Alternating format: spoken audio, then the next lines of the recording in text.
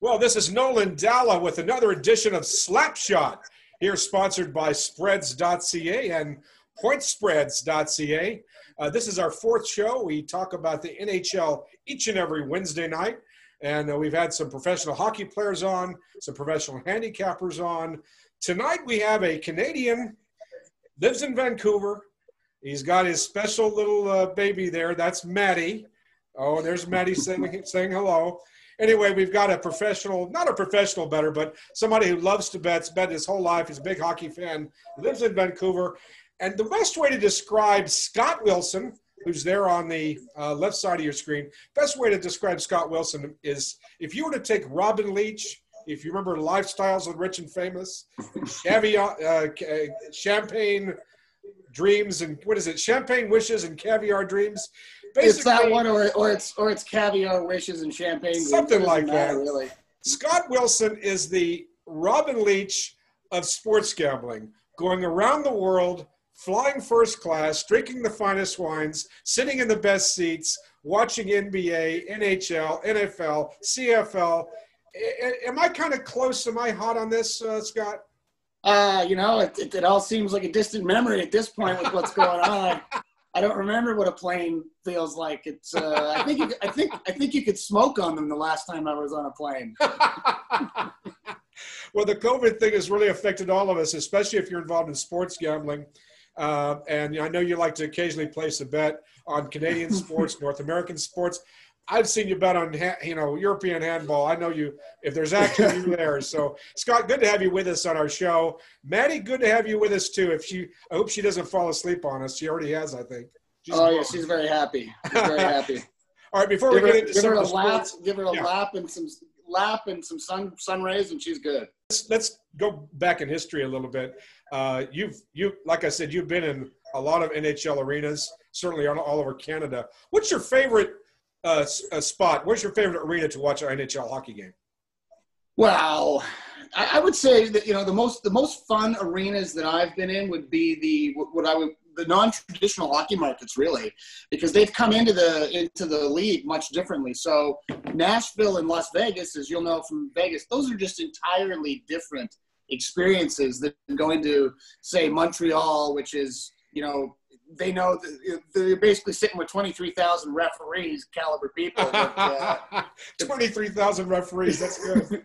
If a whistle doesn't go off for some arcane reason that only a hardened fan would know, they're going to let the ref know. Whereas it's different when you go to Nashville or Vegas, and there's the whole laser light show and the nights and the drums and all that. It's more about the sport itself and the rules, and they almost take it to a pride of when they notice something before the ref, and then you'll get all the comments, boo, and you've got to really know your thing to know why they're doing that. I don't think I expected it, from a hardcore hockey fan, I didn't expect to hear Nashville as being, the place that you think it's the coolest to watch a game. Although the Predators, a couple of years ago had the championship season. So I could see that when that's the only, well, they got the Titans too, but when that's the only game in town, it elevates everything, doesn't it?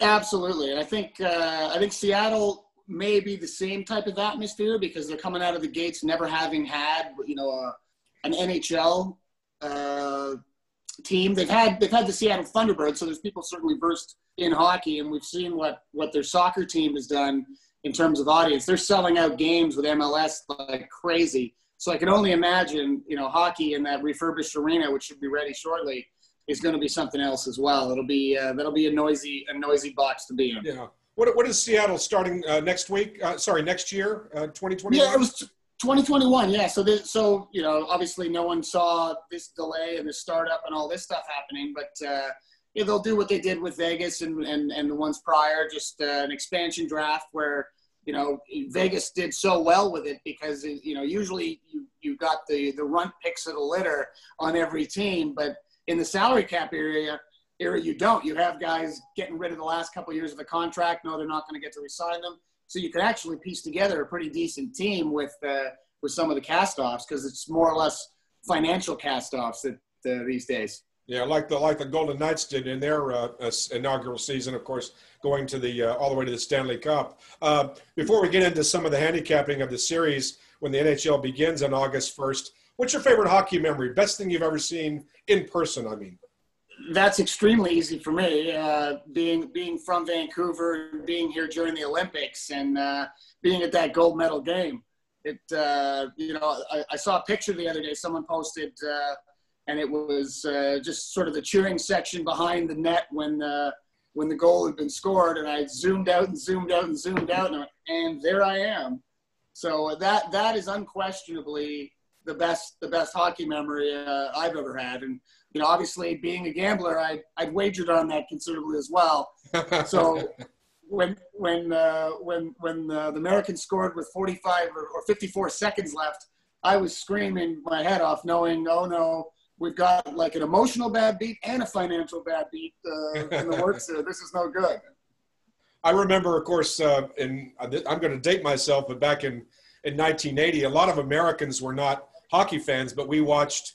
I wasn't a super patron or anything, but we all watched what was called the Miracle on Ice in 1980 in the Olympics in Lake Placid. And so seeing the United States, which was a bunch of amateur players upsetting the Soviets, and ultimately I think they beat, was it Sweden in the championship? Anyway, these amateur kids that no one had ever heard of, and they skated their asses off and won I think that turned a lot of Americans into that weren't hockey fans before. So that was probably the best thing I watched on TV. And then about 4 or 5 years ago, I was in a Pittsburgh Penguins New York Rangers game, and we thought the Penguins had basically lost the game, but they put a puck in the net. They thought it was too late. When they looked at the replay, there was they said that the Penguins scored. So they called, I'd never seen this happen before. They called the players out of the locker room. It was a 3-3 tie. And of course the Penguins won in overtime, and the place goes crazy because everyone thought the goal was in the net too late. So seeing a game that everyone's leaving, and then all of a sudden they bring the players back on the ice,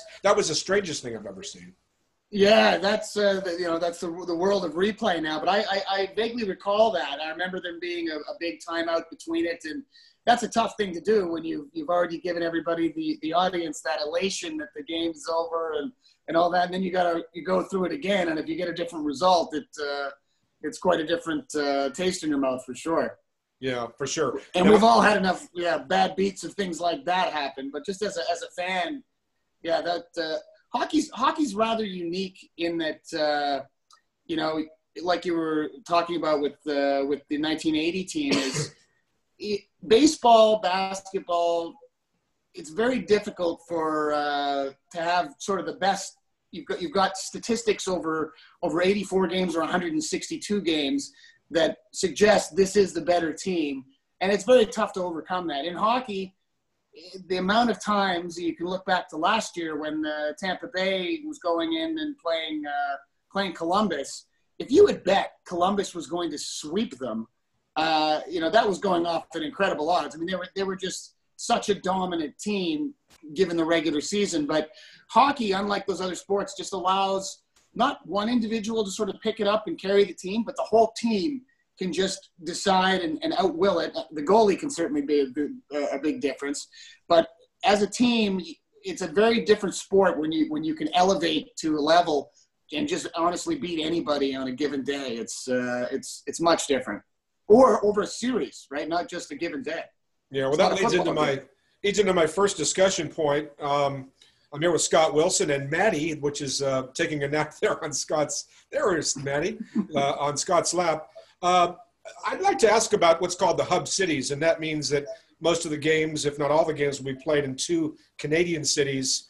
For a lot of reasons, the decision was made to have Edmonton and Toronto as the 2 host cities. Now, I'm looking at the site that I'm affiliated with is Spreads.ca. You can go there live and see the updated odds on series prices, game prices, when they drop the puck on August 1st. Everything is up there live.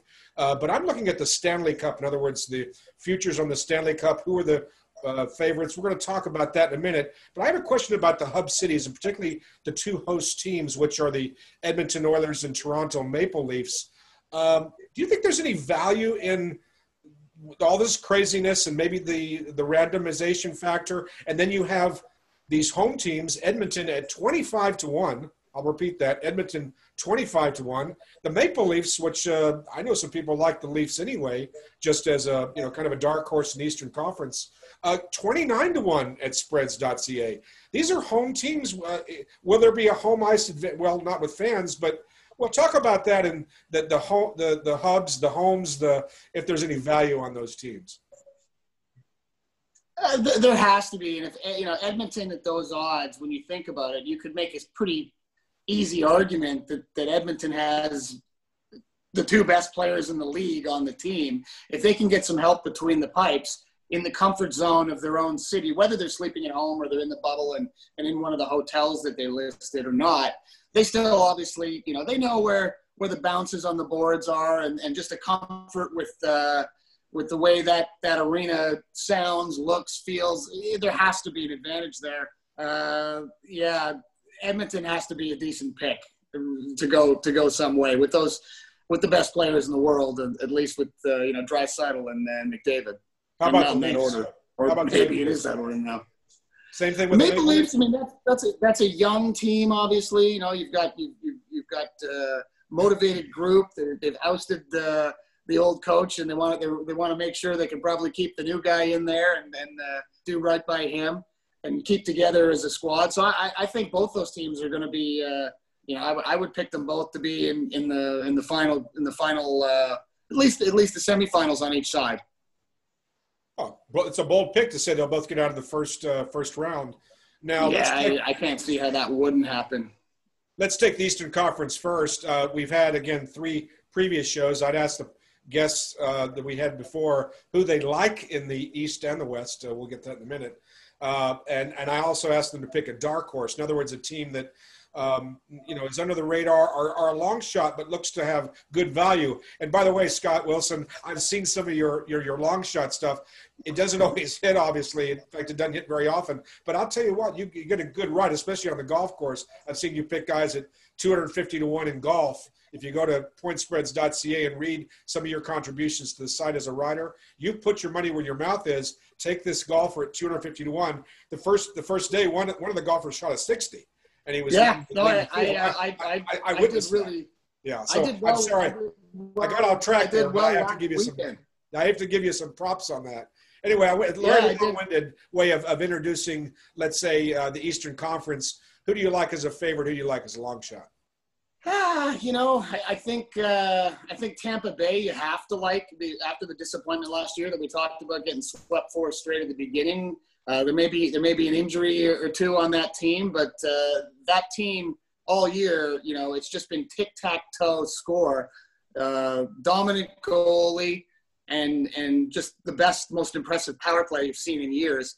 If they're all up back to 100% in the skills and conditioning, I don't see if the goalie's not rusty that they're going to be tough to beat. That's for sure. Any and love then for in the West, yeah. In the West, I'm just going to have to take the Vancouver Canucks.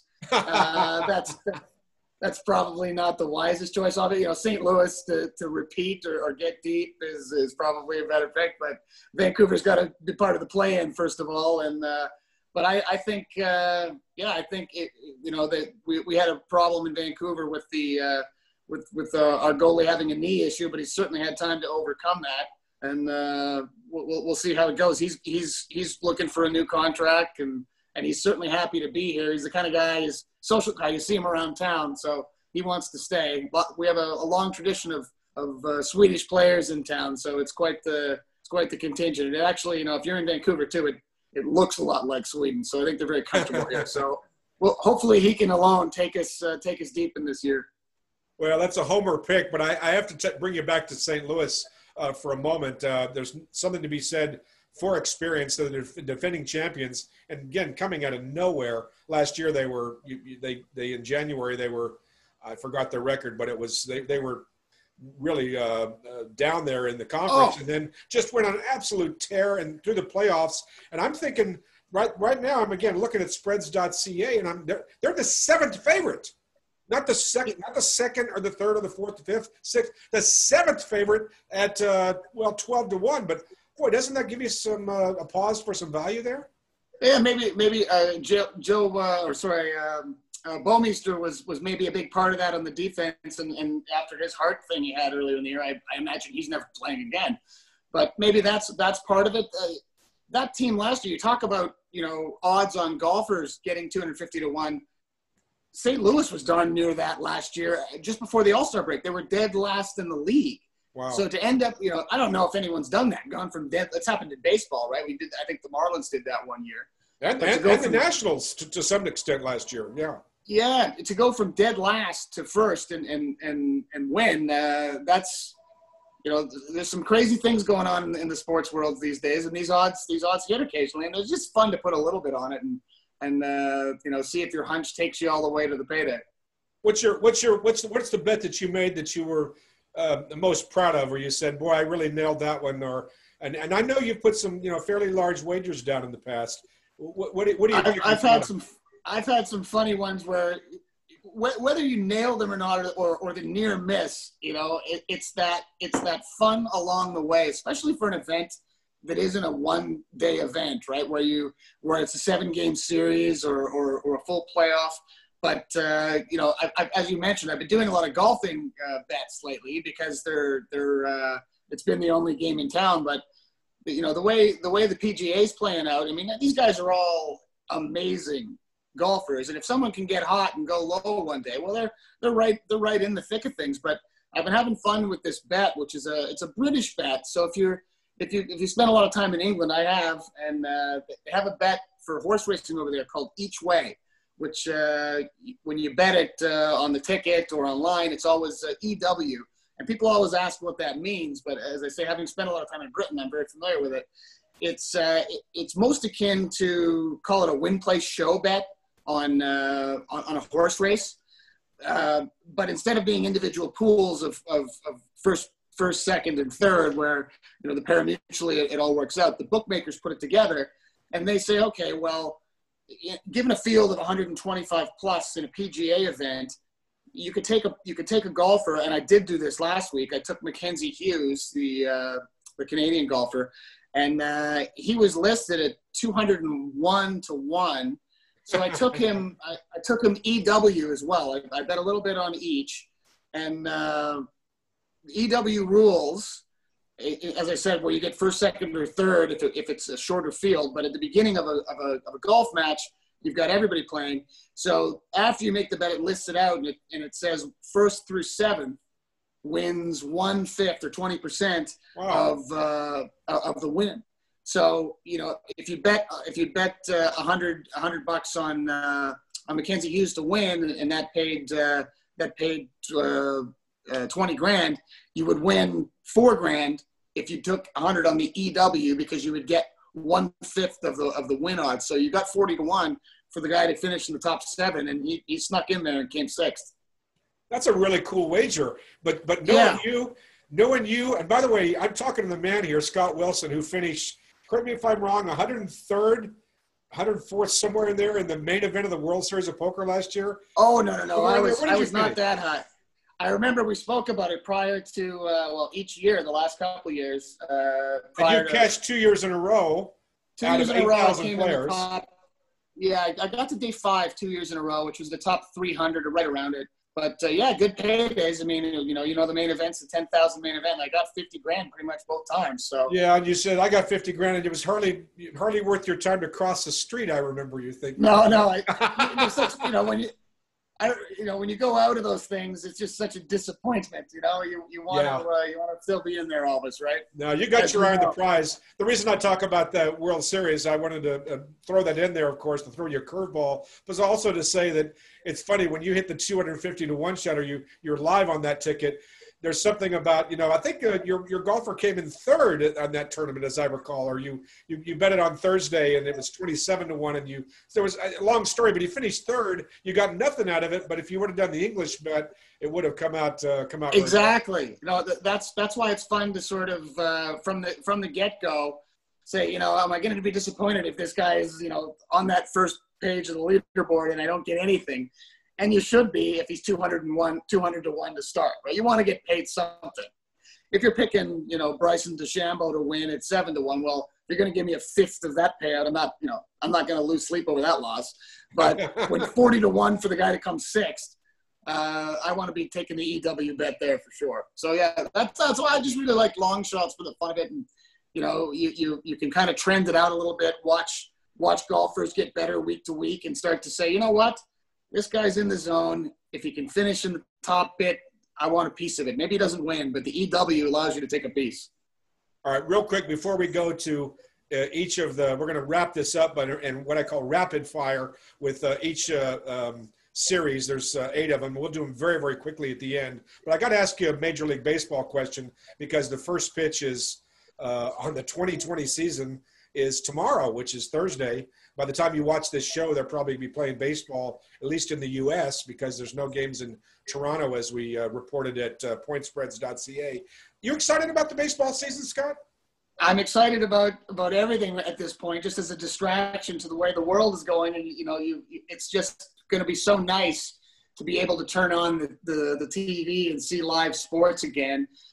Golf's been the reprieve for the last few weeks, but have you noticed, I don't know how they do things down in Vegas, but I'm sure, the amount of televisions they've got in establishments down there. Yeah. The places I've been going to here, and I have not been out very much just because of the situation with the COVID, and we're all being quite respectful of it in BC and following Dr. Henry's rules.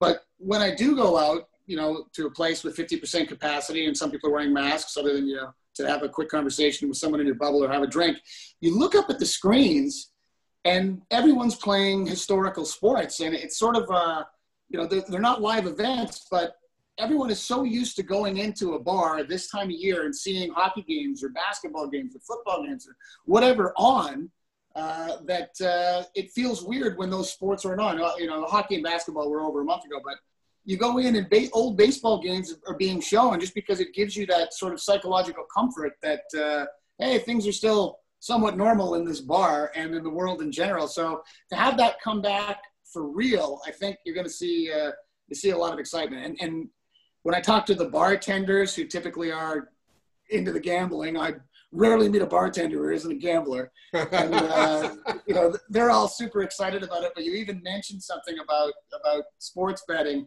and just interest in it. And they're very quick to opine and tell you what they think. And you make friends with them pretty quickly when you're chatting about this stuff. So I think I'm really looking forward to being able to have live stuff to comment on rather than, watching old programming. But even if it's just for the comfort, I appreciate that they had it on.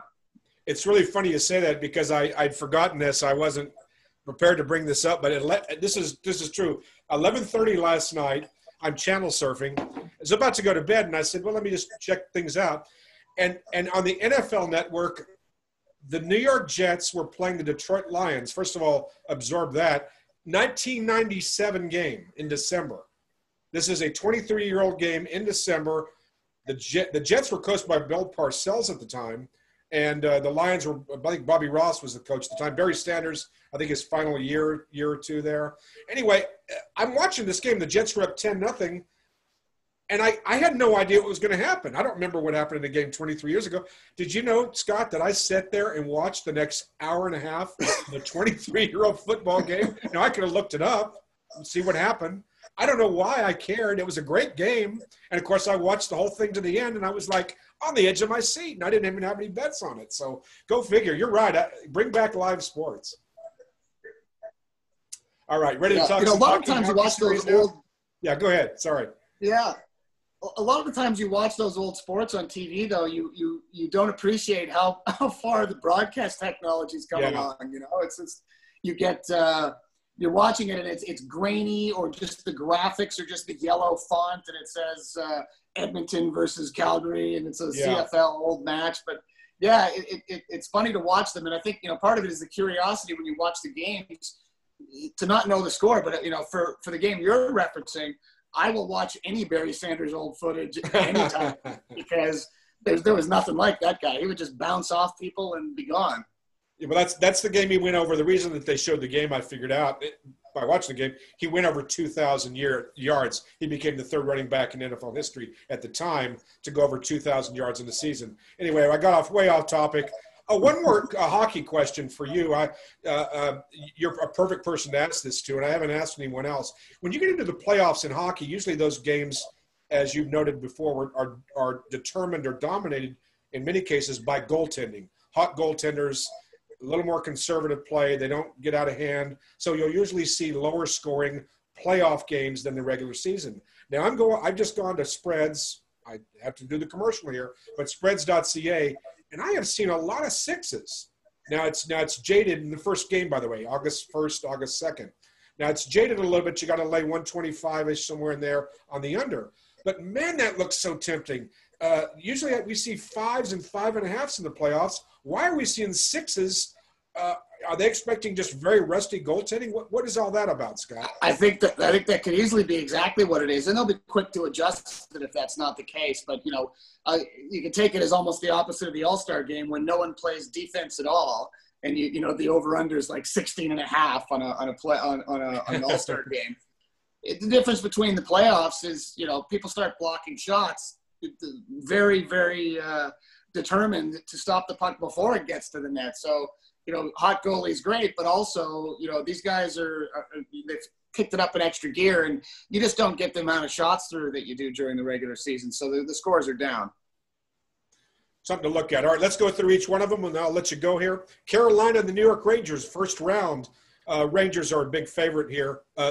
Rangers are a big dog here to the Carolina Hurricanes. What do you think on that series? I think you got to take the Hurricanes after the Zamboni goalie.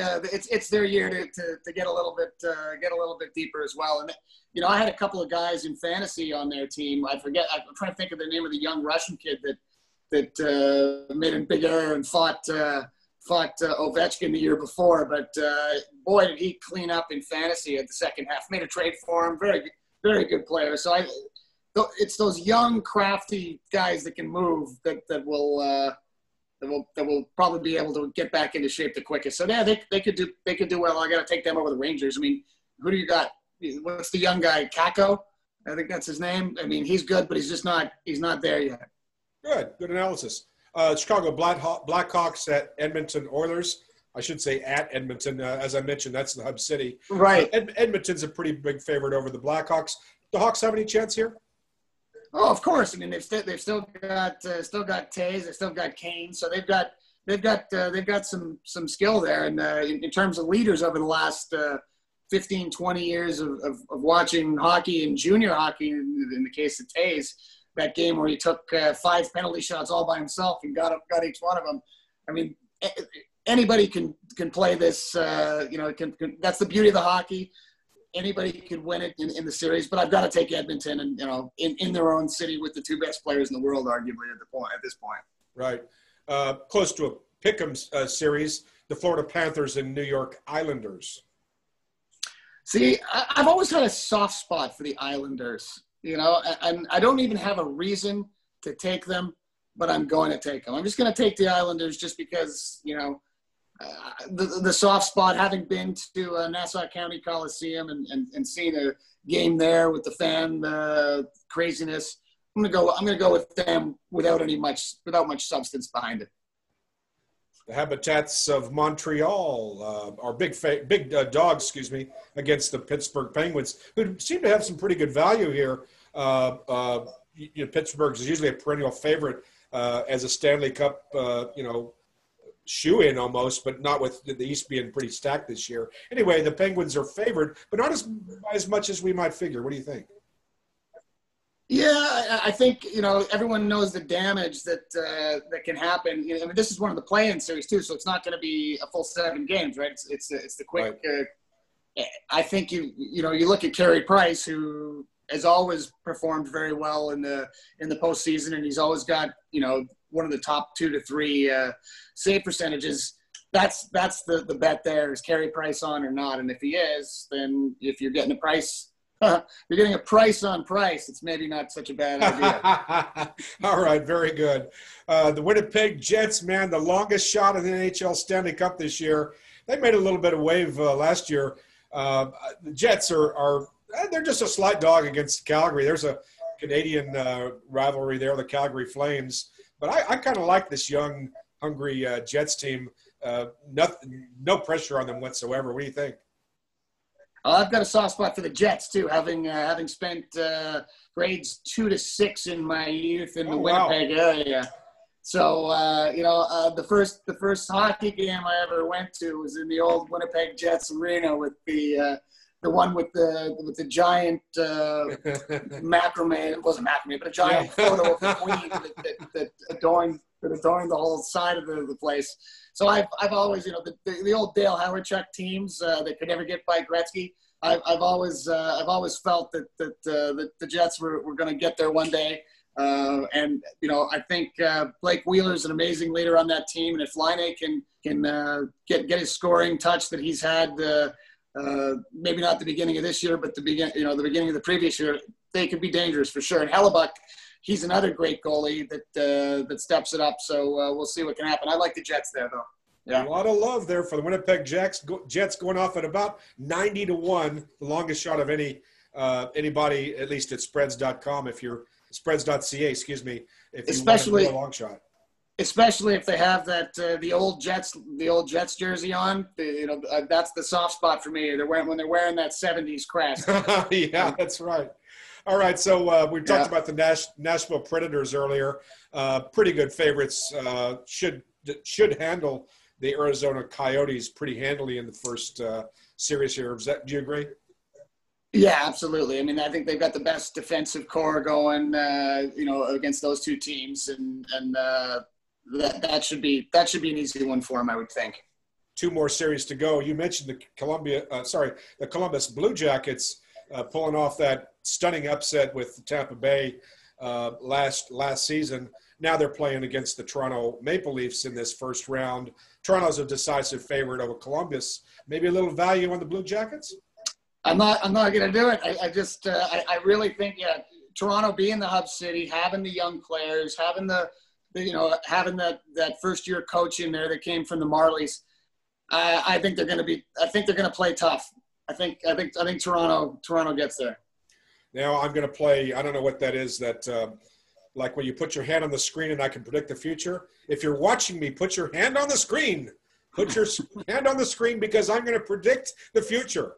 Here is Scott Wilson. He's going to handicap the Vancouver Canucks playing the Minnesota Wild. Let me guess who you're going to pick in that series. Go ahead, Scott. Yes. Do the obvious. Yes. The team that doesn't have the jerseys that look like a Christmas tree. I'll be taking the blue and green and white, and hopefully our Calder favorite Quinn Hughes and Elias Pettersson and Brock Besser. We've got a team that given some good defense in net, which I bet we're going to get. I think we win that one pretty decisively. All right, maybe put some coin down on the Vancouver Canucks there, at least in that series. I will be. Final question. I'd be remiss not to ask this, just because we're talking playoff hockey, and of course the favorites in each conference, the Boston Bruins, and surprise, where I live here, the Las Vegas Golden Knights. Should they be the favorites? They deserve to be the number 1 seeds going in. When they were talking about Vegas being one of the hub cities, that made some sense, and I could see that Colorado was getting less respect than they were. I would have to say Colorado's got a better shot than Vegas, but Vegas seems to step it up, and I don't know how much of that's the fans and the home, because their home record is always exceptional. How they do under these circumstances, we'll see, but yeah. No, and the Boston Bruins? Boston Bruins is not the favorite team of anybody who's from Vancouver. Having gone to in 2011 to games 1, 2, 3, 4, and 5 before I had to go on an overseas business trip that was extremely ill-timed. But I went to Boston for games 2 or games 3 and 4 after we were up 2-0, expecting fully to see the the cup hoisted on their ice. Well, it didn't go that way, and although it's almost a decade later, it still stings. So I will not be picking the Boston Bruins for anything. And he's not bitter. I thought that you didn't allow emotions to influence your betting, Mr. Wilson.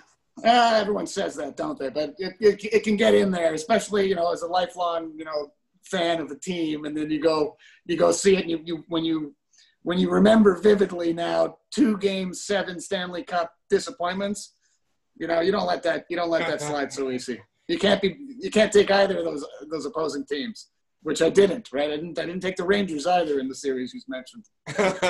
Well, there he is.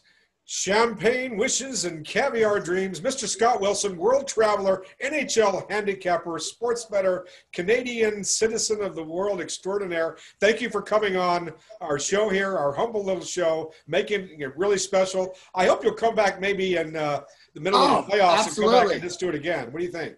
Absolutely, and I wish everybody out there the best of luck. And we're going to have finally the elastics coming off all the equipment, and we're going to have sports of all sorts. It's going to be a great season right up until through fall, assuming there's no health code situations. For sure. Keep our fingers crossed. Ladies and gentlemen, thank you for joining us. Another great show. Scott Wilson, my guest. Go to Spreads.ca. If you're watching this on YouTube, give us some love at Pointspreads.ca, where we have a lot of Canadian sports, but also all North American sports. And we're going to be wrapping up things big time as the puck is dropped, the basketball tips off, and the first pitch takes place tomorrow. We'll see you next week here at Slapshot. I'm Nolan Dalla. See you next time. Thank you.